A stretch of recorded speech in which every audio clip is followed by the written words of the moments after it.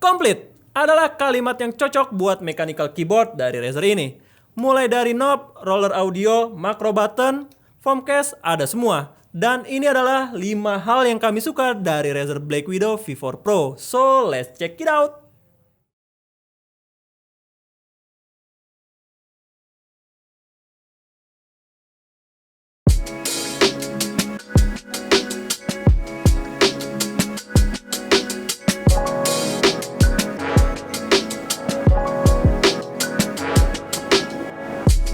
Pertama dari desainnya, yang punya style cukup elegan, apalagi keyboard ini punya bahan aluminium alloy, bukan cuma plastik.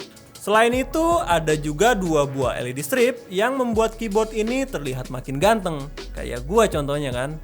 Dan menariknya, meskipun pakai bahan aluminium, keyboard ini sama sekali nggak alirin arus listrik statis. Jadi ya nggak buat kita kestrum kayak beberapa keyboard sekelas lain. Selain itu, keyboard ini juga mengusung floating layout yang membuat keyboard ini lebih mudah perawatannya. Overall, good lah secara looks. Kedua, macro buttonnya. Dibanding V3 Pro, keyboard ini memiliki jauh lebih banyak shortcut. Total ada 8 macro button yang letaknya 5 di bagian bawah knob dan 3 di atas LED strip. Ada juga beberapa multimedia button yang letaknya ada di atas numpad. Di bagian kanan, ada roller yang fungsi utamanya adalah untuk mengatur volume audio di perangkat kalian. Nah, semua macro button ini bisa kalian kustomisasi sesuai kebutuhan kalian menggunakan all-in-one software Razer Synapse. Ketiga, Wise Pad-nya, yang menurut kami bisa memberikan pengalaman mengetik lebih nyaman karena penggunaan teknologi memory foam di keyboardnya. Oh ya, yang kali ini udah ada magnetnya, jadi nggak mudah geser-geser ketimbang V3 Pro yang belum ada magnet. Di sisi lain, ada juga beberapa fitur bawaan dari keyboard ini yang terlihat menarik, kayak N-key rollover, keycaps double injection, dan adjustment fit yang bikin penggunaan kita terasa lebih ergonomis.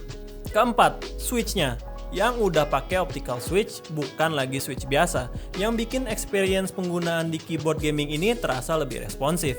FYI, keyboard ini punya 2 pilihan switch, yaitu green dengan karakter tactile dan clicking-nya, serta yellow switch yang linear.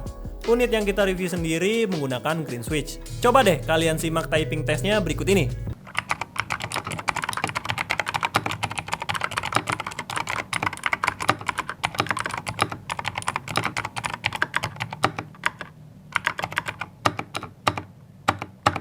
Dari hasil tes typing tadi, menurut gua suaranya cukup halus. Feeling tactile-nya cukup terasa, tapi nggak seberisik blue switch. Dan kebetulan, gue sempet tes juga yang yellow. Ternyata suaranya lumayan crispy. Asik deh pokoknya buat didengar. Tahu nggak kenapa suaranya bisa sernya ini? Alasan utamanya karena keyboard ini memiliki case foam atau PCB foam. Ya meskipun kayaknya sih case foamnya agak tipis, tapi minimal hasil suaranya nggak se-hollow keyboard tanpa foam. Jarang loh ada brand besar kayak Razer yang memperhatikan hal seperti ini. Nah, ini hal yang paling gue suka. Stabilizer di keyboard ini sudah nggak rattle cuy. Sehingga hasil suara keyboard ini terasa lebih crispy dibanding keyboard sekelasnya. Oh ya, perlu kalian tahu, keyboard ini belum hot swap ya. Dan emang jarang sih ada keyboard dengan optical switch yang kasih opsi hot swap. Nah, buat yang bingung apa itu optical switch, coba komen di bawah deh. Mungkin nanti kita bakal buatin penjelasan tentang optical switch. Terakhir, polling rate-nya cuy, yang udah mendukung hingga 8000 Hz. Tapi ya, yang harus kalian tahu, polling rate segini nih cuma bisa dipakai buat game-game yang kompatibel doang ya. Tapi emang ada ya, game yang udah kompatibel dengan polling rate 8000 Hz? Coba komen di bawah ya. Nah itu beberapa hal yang kita suka dari keyboard ini. Tapi tetap, nggak ada produk yang bener-bener sempurna ya. Ada beberapa hal yang juga mesti kalian pertimbangkan di keyboard gaming satu ini. Salah satunya adalah konektivitas yang sayangnya cuma mendukung platform full wired. Belum wireless kayak adiknya si V3 Pro yang mendukung 2,4 GHz. Walau begitu positifnya di sini kita bisa dikasih kabel braided yang detachable, jadi gampang dilepas pasang kalau suatu saat rusak atau bermasalah. Kedua, keycapsnya yang masih ABS, padahal harganya ada di 3 jutaan. Agak-agak gimana gitu, 3 jutaan tapi belum PBT. Ada sih PBT-nya tapi dijual terpisah, yang artinya harus ngeluarin duit lagi dong, kan PR ya. Mungkin itu aja sih concern kita tentang keyboard satu ini. Terkait garansi, keyboard ini udah dilengkapi garansi resmi 2 tahun. Lalu, apakah keyboard ini emang beneran menarik di harga segini? Menurut kami sih untuk kaum menang mending, rasanya bakal lebih oke kalau lirik pre-build lokalan. Contohnya Daksa atau Noir maybe, itu buat kaum menang mending ya. Cuma ya balik lagi, kalau kalian sultan dan nggak masalah dengan harga, mecha ini udah cukup rekomen kok menurut kami. Apalagi, ya dia bawa nama Razer yang bisa dibilang brand besar yang punya nama mentereng di dunia peripheral gaming, baik itu di Indo ataupun di global. Urusan after sales jelas lebih oke.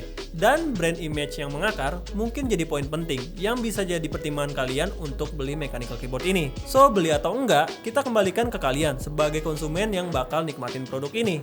Mungkin segitu dulu konten kali ini. Gimana menurut kalian? Barangkali ada yang udah pernah nyobain mecha keyboard dari Razer ini dan kontra sama pendapat kita. Kita bisa diskusi di kolom komentar. Jangan lupa like, share, subscribe channel ini sebagai bentuk dukungan dan semangat untuk kami. Kunjungi juga pemchannel.com agar dapat melihat perkembangan teknologi khususnya di bidang IT. Jangan lupa join Discord server kami dan follow sosial media kami yang ada di kolom deskripsi. Sekian dulu gue Zul, sampai jumpa di video selanjutnya. Bye-bye!